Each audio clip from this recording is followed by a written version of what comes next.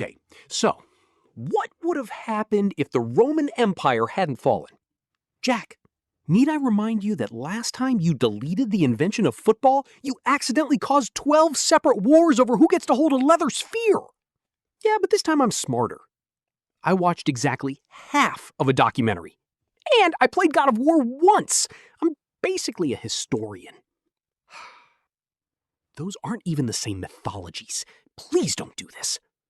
Okay, button time. And just like that, Rome never collapses. Wait, hold on. What is it now? Why am I wearing a bedsheet? That's a toga, Jack. In our timeline, the Western Roman Empire collapsed in 476 AD because of a crumbling economy, terrible emperors, and barbarian invasions. But in this timeline? In this timeline, they survive. They fixed their inflation by not minting fake coins with less and less silver in them. They stopped hiring mercenaries to fight their wars. And they set up a government where the emperor's own guards didn't stab him every Tuesday.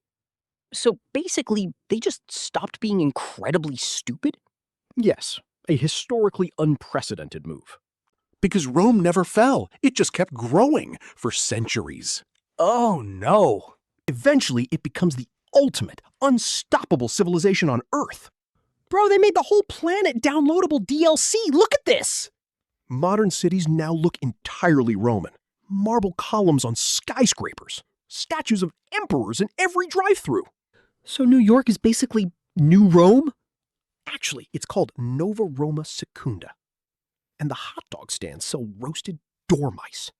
Oh, that sounds incredibly expensive and deeply unsanitary. Actually, dormice were a delicacy. The Romans fattened them up in special clay jars called gloraria and glazed them with honey. Quite crunchy. Keep in mind, Rome already had incredibly advanced engineering for their time. They had roads. Yes, very straight ones. And they had toilets. Yes, flushable ones. And people used those toilets together, in a circle, while making eye contact. Yes, and don't forget the xylospongium. The xylo what? The communal sponge on a stick they use to wipe. You just rinse it in a bucket of salt water and pass it to the left. We share a stick? Humanity was a mistake. Delete the timeline right now. Wait, it gets better.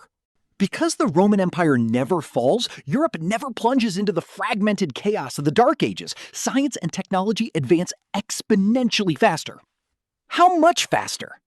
We are talking possibly hundreds of years of technological acceleration.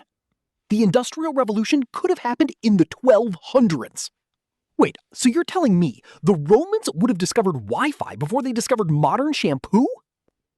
Technically, yes. You'd be scrolling on a tablet while smelling like olive oil and sweat. That's absolutely disgusting. Eventually, Rome creates modern digital technology, but shaped by their culture. Oh no! Roman social media. Please no!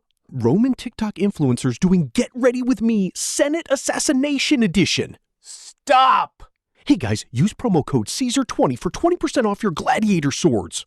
I'm hitting the button again. I can't take it. Wait, there's another huge change. Language. What now? Let me guess, we don't speak English?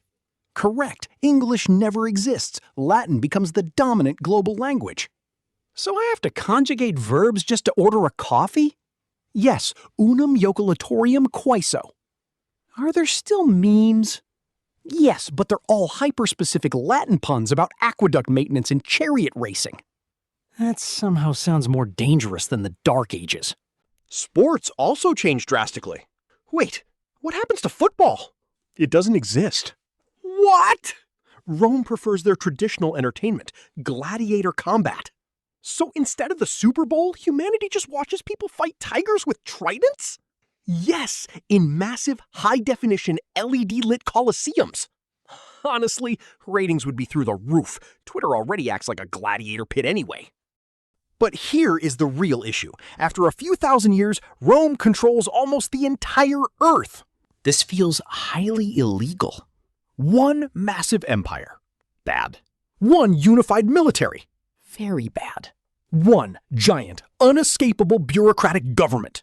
Super bad. And extremely high taxes to pay for the emperor's golden moon palace. Okay, now they've officially gone too far. Nobody taxes my non-existent income. When one single civilization controls humanity for that long without any real competition, things get weird. Weird how? Why are there glowing Roman surveillance drones outside my window? The Praetorian Guard got an upgrade. It's for your security, citizen. That is exactly what scary dystopian governments say right before they laser beam you. There's one final major problem. Oh, come on, what else? Human diversity dramatically decreases.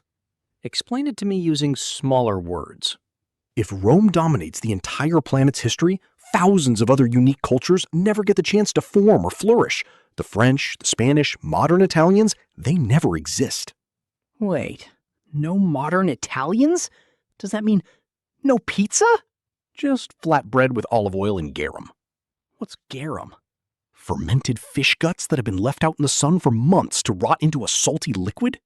No pizza?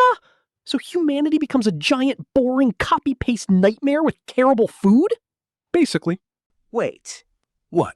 if Rome never falls, then no one else gets a turn to build anything cool. Exactly. Maybe Rome had to fall. Precisely. Because destruction and chaos are literally the fertilizer for new civilizations to grow. Yes.